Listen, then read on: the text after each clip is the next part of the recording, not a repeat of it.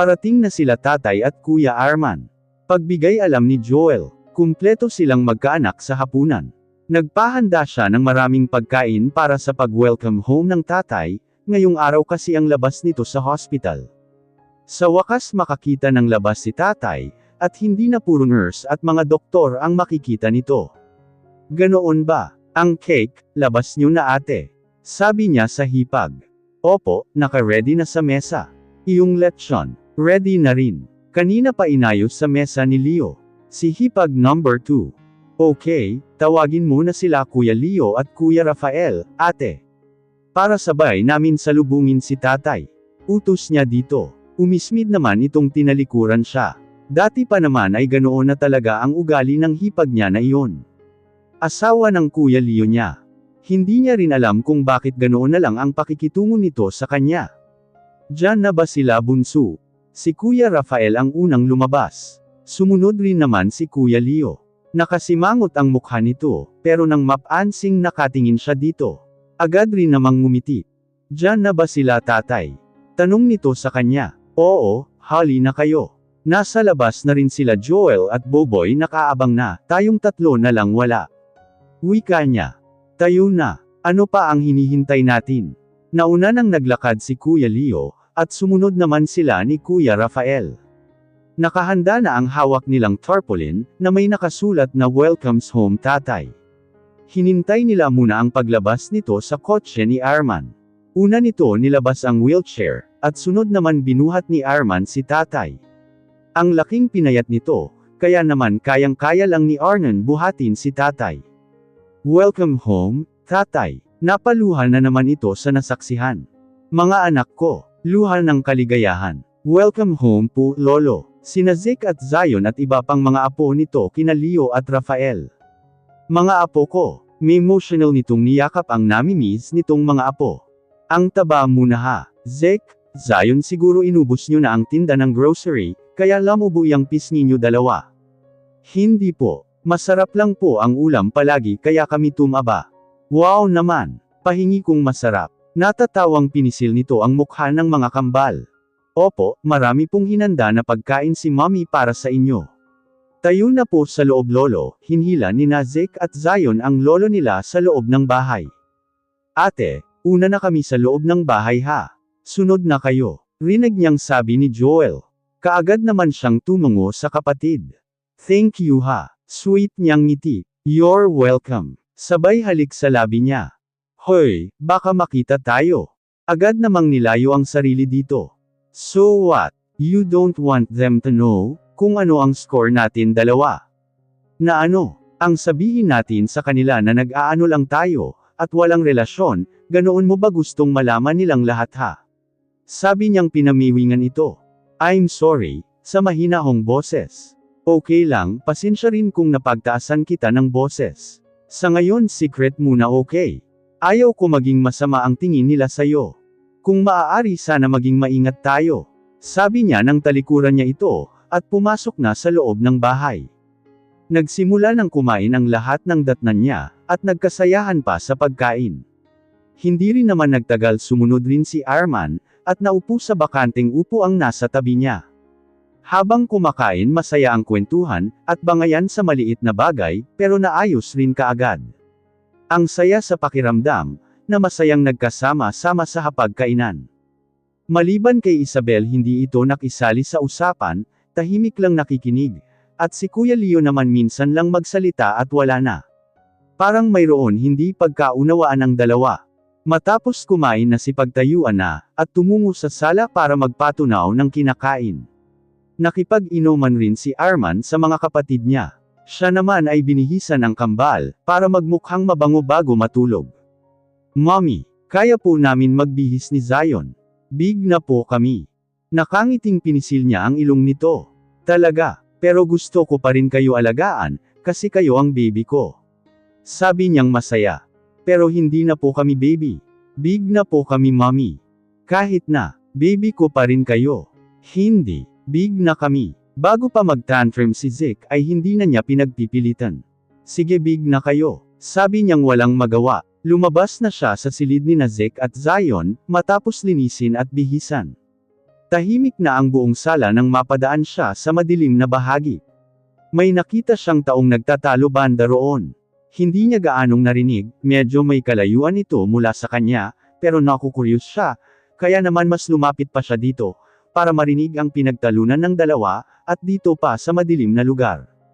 Bakit hindi mo sinabi sa kapatid mo, na kailangan natin ng pera? Marami naman siyang pera, dahil mayaman ang boyfriend niya. Maibigay niya ang kailangan natin halaga Leo.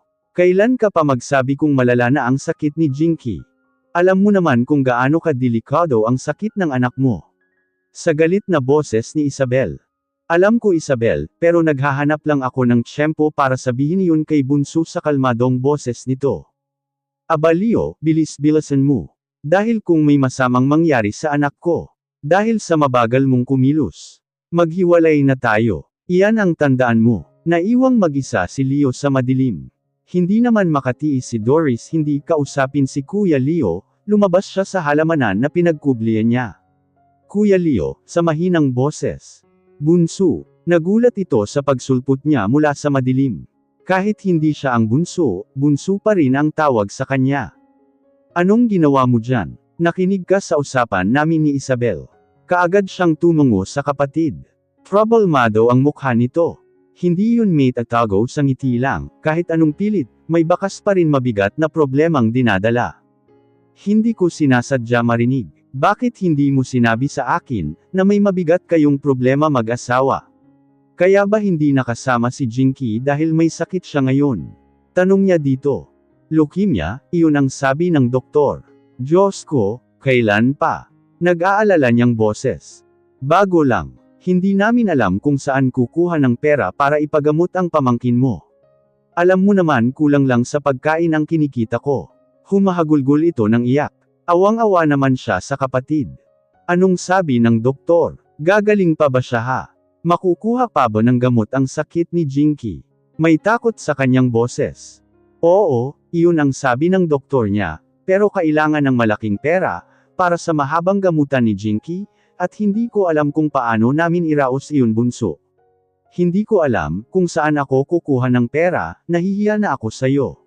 Dahil ikaw na lahat gumastos sa pagpagamot kay tatay, at nagbigay ng trabaho sa amin ni Kuya Rafael. Napabuntong hininga siya. Tama si Kuya Leo, siya na lahat sumagot sa pagpagamot kay tatay. Pero dahil iyon kay Arman, at kahit siya man ay nahihiya na rin kay Arman. Malaki-laki ring pera ang operasyon ni tatay, plus mga gamot pa. Siguro kung kwentahin lahat iyon umabot ng kalahating milyong peso. Kung hindi dahil sa tulong ni Arman. Hindi niya rin alam kung saan hajilapan ang perang pambayad sa hospital. Gagawa ako ng paraan, magkano ba ang kailangan ha? Tanong niya dito sa kapatid.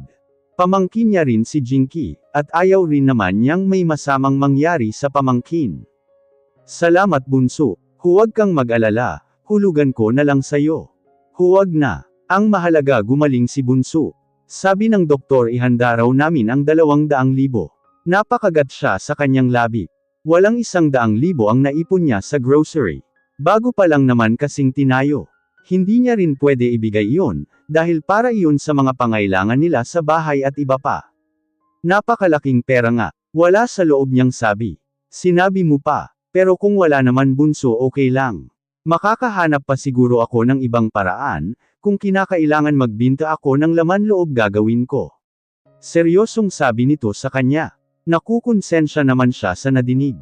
Kuya, napalunok siya ng laway, walang hindi kayang gawin ng isang ama, kapag para sa anak. Kahit gaano pa ito kadelikadong bagay. Kung siya man nasa lugar ni Kuya Leo, ganoon rin ang gagawin niya.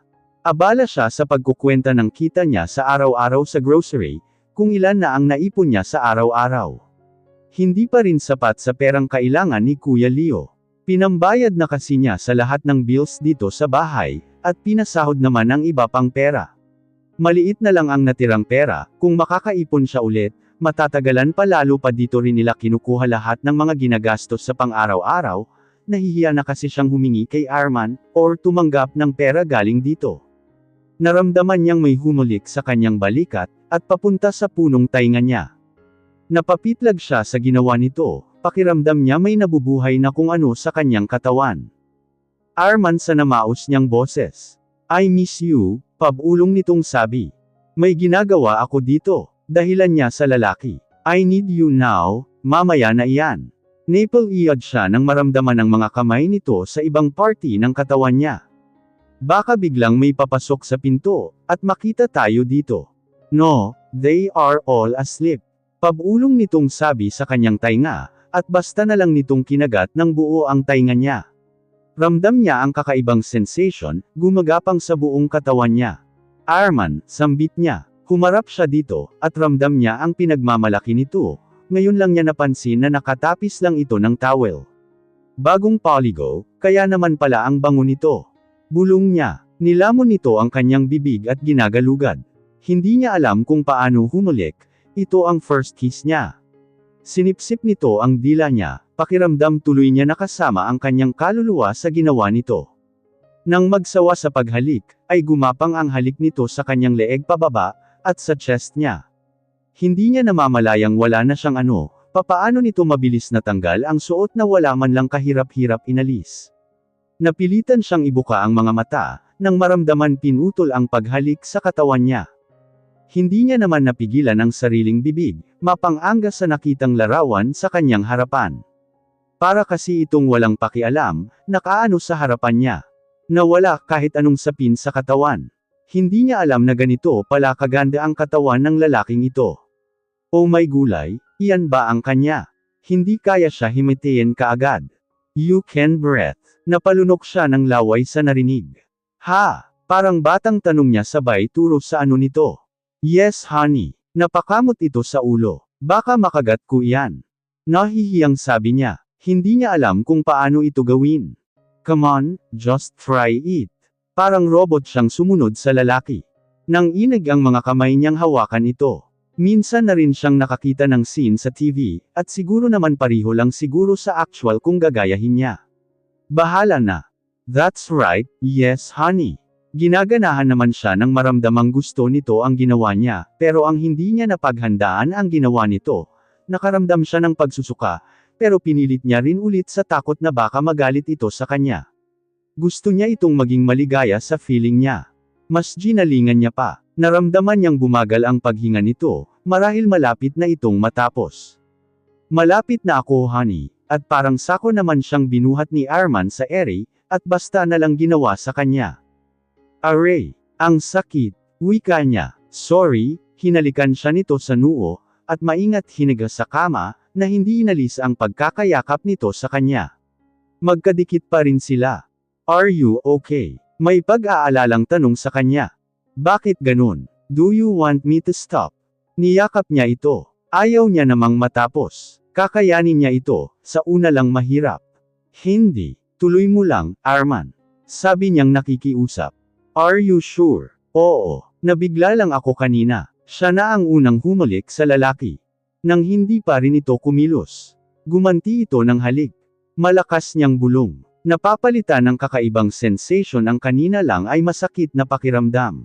Gusto ko iyan. Ang alin? Calling my name while we have masarap pakinggan. Bulong nito sa kanyang tainga, sabay kagat nito sa leeg niya. Huwag mo ako lagyan ng marka dyan. Awat niya dito. Bumaba ang halik nito sa kanya, at parang sanggol na uhaw sa ina. Bulong niyang hindi mapigil ang lumabas sa kanyang bibig. Kaagad naman tinakpan ni Arman ang bibig niya sa paghalik sa kanya. Ramdam niya yung malapit na siyang matapos. Okay, I'm sure you won't be able to get up tomorrow. Mas niyakap niya pa ito ng mahigpit. Habang sinasabayan ito sa pagsayaw. Okay lang, ngumiti ito sa kanya. At mas binilisan pa ang pagtrabaho. Malakas nitong mura. Ramdam niya rin na malapit na siya sa ginagawa. Pagod na pagod ang katawan nila pareho nang matapos magtrabaho. Pakiramdam niya parang ang sakit ng bang katawan niya sa pagod. Dahil sa pagod nakatulog kaagad siya, madaling araw na sa orasan. Lahat ng tao sa grocery store ay ilag kay Arman. Ito ngayon ang tumaw sa opisina. At nakabantay sa lahat ng mga staff, hindi nakangiti at seryoso ang mukha, kaya naman takot ang mga ito magkamali at matanggal sa trabaho, sa hirap ng buhay ngayon. Hirap mawala ng matinong trabaho. I want to see the sales report for the past few days. Sabi niya sa lalaking kaharap. Hindi naman ito agad kumilos sa inutos niya dito. Excuse me, ako po ba ang kausap nyo? Umangat ang gilid ng labi niyang hinarap ito. Who do you think is here? Malignant, di ba ikaw? Sa mahinahon na boses niyang tanong sa staff. Sorry, pero sa tingin ko po hindi kayo ang boss rito, para humingi ng sales report, bawal po iyon sir. Really? Sa mataas na boses na sabi niya. Narinig iyon ni Leo, kaya naman nagmadali itong pumasok sa opisina bago pa magkainitan ng ulo. Excuse me, Arman pumasok na ako. Narinig ko kasi sa labas ang boses mo, at kausap itong si Gary. Napakamot ito sa ulo, nang makita ang kaseryosohang mukha ni Arman. His name is Gary. Agad naman tumungo si Leo. Leo, hinihingi niya po ang sales report. Hindi ko po binigay kasi bawal iyon. Sabi nito kay Leo. Dapat binigay mo, hindi mo ba siya kilala? Pabulong nito sabi kay Gary. Hindi po, sino ba siya? Siya si Arman. Boss nyo rin siya dito. Napaluhod naman sa takot si Gary, matapos malaman ang totoo. Sorry po, hindi ko alam. Patawad po sir. Paghingi nito ng tawad sa kanya. Arman pagpasensyahan mo si Gary. Hindi niya kayo nakilala agad, ngayon lang kasi kayo nakita rito sa opisina ni Bunso. Si Leo. Okay fine, but I don't want to see his face here. I want female staff here. Tanggal na po ba ako sa trabaho sir? Sa kinakabahang boses. No, wala akong karapatan tanggalin ka sa kasyungahan mo. Pero pwede kong pakiusapan na tanggalin ka, kapag dito ka pa rin nagtatrabaho. Ha? Did you hear what I said or are you just deaf? Mainit na ulong sabi niya rito. Hindi rin nakapagsalita si Leo nang makita niyang galit ito. Malinaw po ang pandinig ko. Pakumbabang sagot nito sa kanya. Then, get out of here. Wala sa mood niya itong tinalikuran. Ayaw niyang lalaki ang makakasama ni Doris sa loob ng opisina nito. Pero, hindi na hinayaan magsalita pa, nang hilahin ni Leo si Gary sa labas ng opisina. Halika na sa labas. Lalabas na kami Arman. Column niya rito. Tumungo lang ito sa kanya, at hindi pa rin nagbago ang ekspresyon nito. Nang nasa labas na sila, kinausap niya si Gary. Bakit hindi mo agad napansin? May inis sa boses ni Leo sa kaibigan. Sorry, akala ko kliyente lang ni Ma'am Doris iyong tao. Isa pa ngayon ko lang siya nakita, mula nang pumasok ako rito. Dahilan nito kay Leo. Natural na sa Manila siya, kahapon lang dumating. Kaano-ano ba niya si Doris? Bakit galit na siya agad sa akin? Takang tanong nito. Chismoso lang. Siyempre, gusto ko lang malaman. Alam mo naman dati pa akong may gusto dyan sa kapatid mo eh. Kahit may anak siya tatanggapin ko yun, basta mahalin niya lang ako. Parang batang sabi nito sa kanya. Wala ka ng pag-asa, kasi mayroon na siyang boyfriend. Iyong nakaaway mo kanina. Pagtatapat nito kay Gary. Ano, wala akong laban dun ah. Yayamanan. Ngumisi ito ng mapait. Kaya ikaw kalimutan mo na ang kapatid ko, dahil mayroon na siyang boyfriend. Nakita mo naman kung gaano kaangas iyong tao. Mahal ko siya eh. Pag-amin nito sa tunay na nararamdaman. Kaya ito pumasok bilang assistant ni Doris, para maging malapit sila sa isa't isa.